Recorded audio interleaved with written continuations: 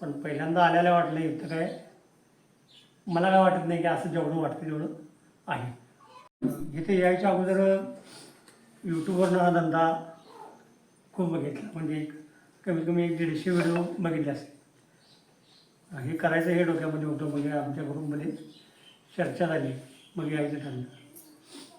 पण पहिल्यांदा आल्याला वाटलं इथं काय मला काय वाटत नाही की असं जेवढं वाटतं तेवढं आहे.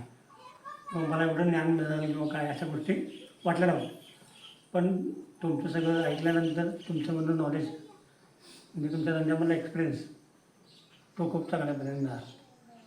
आणि यासाठी लय अक्कल लागते किंवा लय इन्व्हेस्टमेंट करावं लागते असं काही नाही. तर राबणूक आणि सातत्य राखणं हे इथून खूप चांगलं शिकायला मिळालं. मला पहिला फोन केला होता की अंडी तुम्ही विकत देणार का, कारण माझी परिस्थिती नाही आहे की ग्राउंडवरती काम करणं. बरोबर. तर तुम्ही मला म्हणला की तुम्ही शेतकऱ्यांना वगैरे करून देतो. पण इथं आल्यानंतर एक गोष्ट कळाली की आम्ही चौघं मिळून जरी केलं तरी मी मार्केटिंग करू शकतो किंवा कोणी फार्मचं काम करू शकतो. या वेगवेगळ्या पद्धतीनं देखील संघटित होऊन आपण हे काम करू शकतो.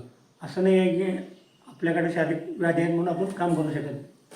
हा एक चांगला प्लस पॉईंट मला ऐकायला.